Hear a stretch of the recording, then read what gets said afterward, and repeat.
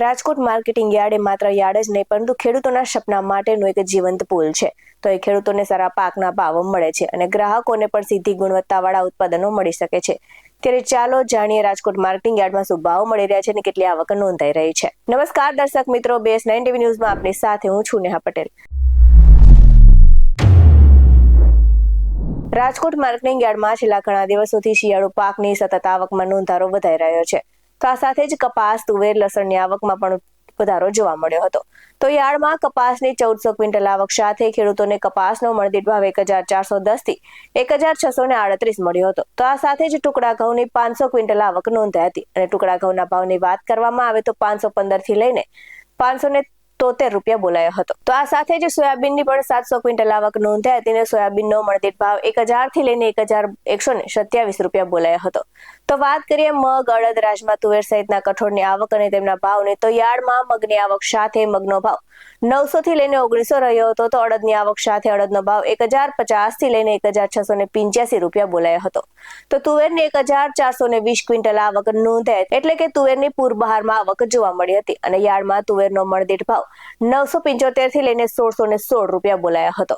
તો આ સાથે જ એરંડા, સફેદ તલ, કાળા તલ, સિંગફાડા, સૂરજમુખી જેવા તેલીબિયાની પણ આવક નોંધાઈ હતી. અને આ સાથે જ યાર્ડમાં હવે વાત કરીએ શાકભાજીના ભાવની, તો કોબીજ, રીંગણ, મરચા, મૂળા સહિતના વેલા પર થતા શાકભાજી તેમજ લીલા પાંદડાવાળા શાકભાજી અને કંદમૂળની પણ આવક જોવા મળી હતી. તો યાર્ડમાં કોબીની આવક સાથે કોબીનો ભાવ 61 રૂપિયાથી લઈને 119 બોલાયો હતો. તો પરવળની આવક સાથે પરવળનો ભાવ 1617 થી 1994 બોલાયો હતો. તો લીલી હળદરની આવક સાથે લીલી હળદરનો ભાવ 449 થી લઈને 731 રૂપિયા બોલાયો હતો. આ સાથે જ રાજકોટ માર્કેટિંગ યાર્ડમાં ખેડૂતોને પૂરતા પ્રમાણમાં ભાવ મળતા હોવાથી ખેડૂતો શિયાળુ પાકનું વેચાણ કરવા માટે મોટી સંખ્યામાં ઉમટી પડ્યા છે અને વેપારીઓનો પણ જમાવડો જોવા મળ્યો હતો.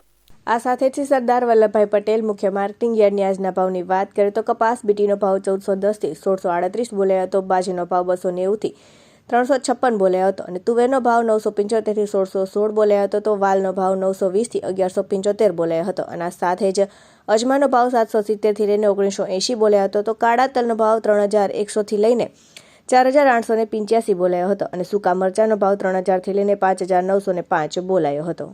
આ સાથે જ વાત કરીએ શ્રી પોપટભાઈ સોઠિયા સબ માર્કેટિંગ યાર્ડની શાકભાજીના ભાવની, તો લીંબુનો ભાવ 310 થી 609 રહ્યો હતો. બટાકાના ભાવ 108 થી 231 રહ્યો હતો. કોથમીનો ભાવ 152 થી 218 રહ્યો હતો. તો કોબીજનો ભાવ 61 થી 119 બોલાયો હતો અને ગુવારનો ભાવ 880 થી 1279 બોલાયો હતો. તો દૂધીનો ભાવ 193 થી લઈને 339 બોલાયો હતો. વટાણાનો ભાવ 336 થી 472 બોલાયો હતો. તો વાલનો ભાવ 507 થી 611 બોલાયો હતો.